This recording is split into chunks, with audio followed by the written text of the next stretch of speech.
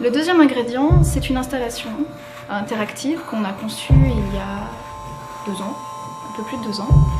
qui s'appelle les paysages abstraits et qui est donc une boîte en tulle transparent dans lequel on invite le public à rentrer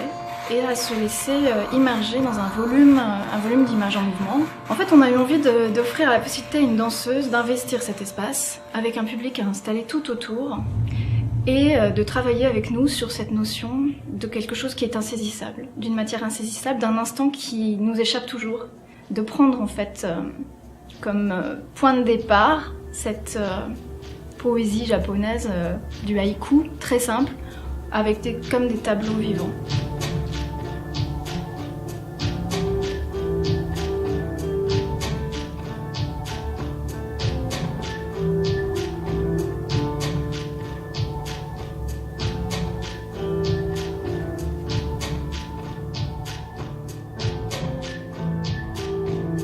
L'idée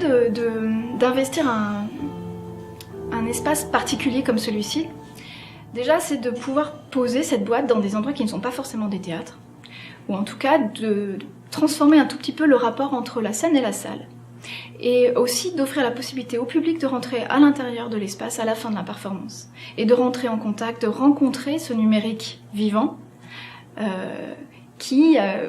une poignée de secondes, une poignée de minutes auparavant, a été